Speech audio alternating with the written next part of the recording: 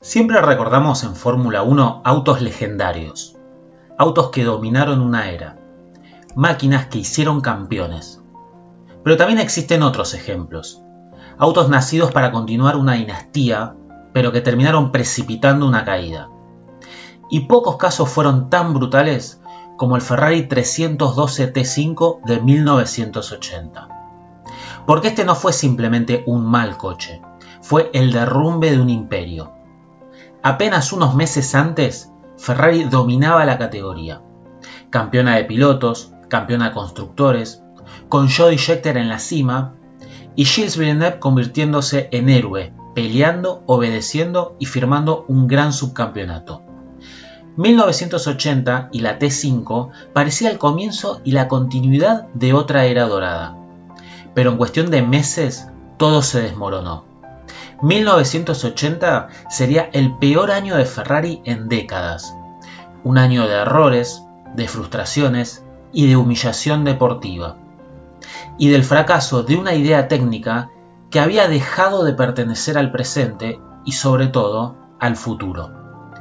Esta es la historia del Ferrari que llevó a Maranello del cielo al abismo, a tener su peor año en la Fórmula 1. 1980. Ferrari 312 T5.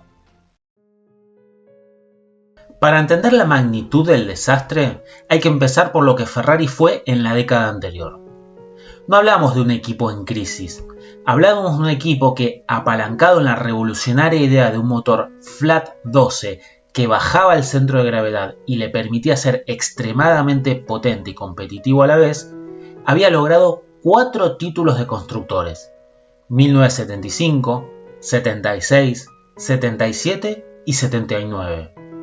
3 campeonatos de pilotos y que había cosechado 37 victorias en 143 grandes premios, o sea, un 26% de las carreras disputadas. Y detrás de todo estaba un genio, Mauro Forghieri, uno de los grandes arquitectos técnicos de la Fórmula 1, que había sabido desarrollar un motor y un chasis capaz de vencer al potente, confiable y omnipresente Ford Cosworth DFB V8, que equipó nada más ni nada menos que al 80% de la parrilla durante la década del 70. El arma para 1980 seguía siendo el célebre Flat 12, parecía intocable, sobre una versión algo mejorada del modelo T que llegaba a estas alturas a la 5ª versión. Pero mientras Ferrari celebraba el título del 79, la Fórmula 1 había estado cambiando, y no lentamente, brutalmente. Renault había introducido el motor turbo en 1977 y comenzaba a dar muestras claras de que el motor no había sido un experimento fallido como parecía hasta allí. En 1979 ya habían comenzado a ganar y a ser competitivos. Lotus había abierto una puerta con el efecto suelo. Habían dominado en el 78 y en el 79 Chapman, tan centrado y obsesionado con el Lotus 80, olvidó mantener vigente al modelo 79, que a mitad de la temporada de 1979 había dejado de ser competitivo. Y por último estaba Williams, quien estaba revolucionando y explotando como nadie el efecto suelo con su modelo FW07 y su posterior versión B. Desde mitad del 79, Williams se mostraba como el equipo a batir. Alan Jones había hecho puntaje perfecto en la segunda mitad de ese año. Y Ferrari no estaba preparada para lo que vendría. El problema de Ferrari era perverso. Su gran fortaleza se había convertido en su debilidad. El Flat 12 era demasiado ancho, y en la nueva era del efecto suelo, eso era casi una sentencia. El efecto suelo fue la revolución aerodinámica de finales de los 70 y principios de los 80. Consistía en diseñar los pontones laterales del coche con una forma de ala invertida, creando canales, conocidos como túneles Venturi, bajo el coche. Al pasar el aire a alta velocidad por estos canales, se generaba una zona de baja presión que literalmente succionaba el coche contra el asfalto. El resultado era un nivel de agarre en curva nunca antes visto. Equipos como Williams, Ligier y Brabham diseñaron sus chasis desde cero para maximizar este concepto. Necesitaban pontones largos y túneles de Venturi limpios y eficientes. Aquí es donde el motor boxer de Ferrari se volvió un obstáculo insalvable. Su diseño, ancho y plano, ocupaba precisamente el espacio donde debían ir los túneles. Era físicamente imposible para los ingenieros de Maranello crear una aerodinámica de efecto suelo competitiva con esa unidad de potencia allí abajo. No era solo cuestión de mejorar un auto, era un concepto entero que había quedado obsoleto. Y aún así, Ferrari insistió, y nacía la T5. Sobre el papel era una evolución, en la realidad era una advertencia, porque desde el inicio aparecieron los síntomas: falta de carga, balance errático, poca eficiencia aerodinámica, un coche muy nervioso. No era un problema de puesta a punto, era conceptual, y eso era mucho más grave, porque no se podía corregir entre carreras, sino que era un aspecto que sentenciaba toda la temporada. Arrancó la temporada, y ya había señales. En Argentina y Brasil el auto no intimidaba, no imponía, no parecía ser un auto campeón defensor, parecía vulnerable. Solo un tercer lugar en la parrilla de salida de Brasil era lo más destacable de aquellos días, luego de clasificar a mitad de pelotón y sumar 4 abandonos. Los problemas seguían en Sudáfrica, clasificando noveno y décimo, Scheckter y Villeneuve, y abandonando ambos por problemas en el motor y la caja. Llegaría a Estados Unidos del Oeste, donde Scheckter terminaba quinto y Villeneuve sexto en Bélgica. Pero era apenas estadístico. Ferrari seguía clasificando mal por fuera del top 10 y los puntos llegaban por abandonos masivos, no por rendimiento. Mientras el FW07 de Williams empezaba a mostrar su autoridad, Ferrari sobrevivía. Pero sobrevivir nunca fue el estándar en Maranello, y pronto sería incluso peor. Pocas historias resumen mejor el fracaso del modelo T5 que la de Jody Scheckter. El campeón del mundo, un año después, estaba perdido, desmotivado, completamente desarmado. Los números son de otro piloto y otro equipo. En Mónaco clasificaba 17º y abandonaba. En Francia clasificaba 19º y terminaba 12º. En Gran Bretaña, Alemania y Austria clasificaba 23º, 21º y 22º respectivamente, terminando las 3 carreras fuera del top 10. El resto del año apenas era mejor, pero siempre clasificando fuera del top 10 y terminando las carreras fuera de los puntos. El punto más bajo fue la no clasificación en Canadá, algo inverosímil. Por rendimiento puro, una Ferrari no se podía clasificar a un Gran Premio, algo completamente surrealista. Scheckter llegó a decir que ya no podía conducir el coche rápido. Era una frase brutal, porque no la decía un piloto mediocre, la decía el campeón del mundo, y eso mostraba algo profundo. El auto no solo era malo, quebraba a quienes lo manejaban. Lentamente, el campeón se fue apagando, hasta que anunció su retiro de la Fórmula 1 al final de la temporada. No hay símbolo más feroz que ese. El campeón del mundo empujado al retiro por un mal auto. Y estaba Gilles, siempre Gilles, poniendo corazón y garra. Porque si alguien convirtió una mala máquina en un acto de resistencia, fue Villeneuve. Mientras el auto sufría, él peleaba, sobreconducía, salvaba, inventaba. En Mónaco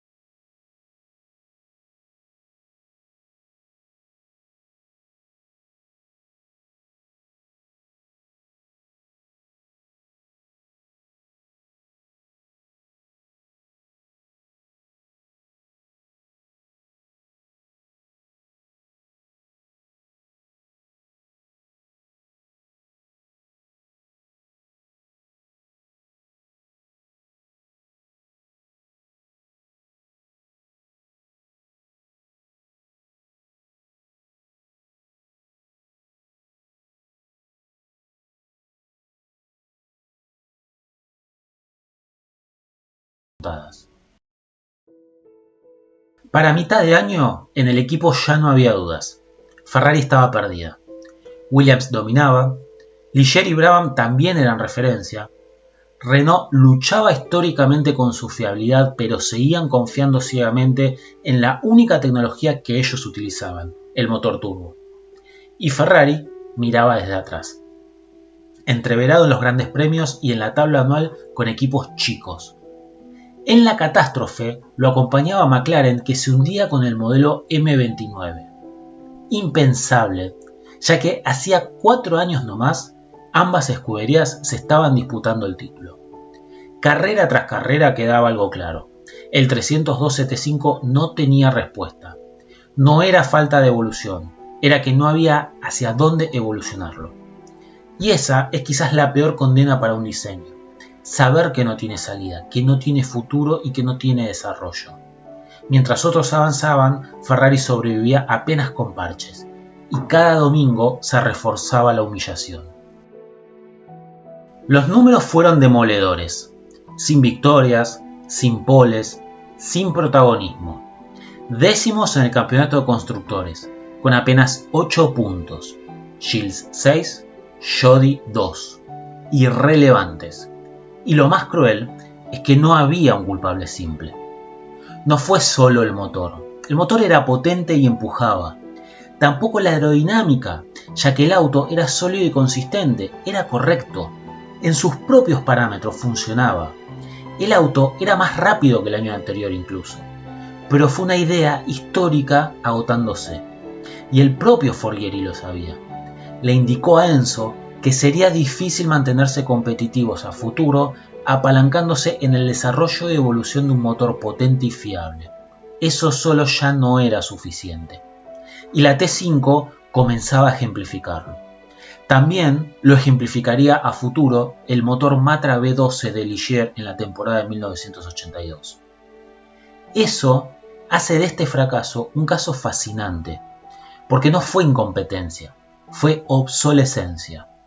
Y fue una idea y una filosofía de diseño y trabajo que ya no podía seguir vigente en una Fórmula 1 que se avecinaba cada vez más aerodinámica. No por nada, la década del 80 y la del 90 estarían dominadas casi en su totalidad por las escuderías e ingenieros británicos de Williams y McLaren, aerodinamicistas que impondrían el nuevo paradigma de evolución. Pero aquí aparece la paradoja, porque a veces los grandes fracasos salvan. 1980 obligó a Ferrari a aceptar algo doloroso.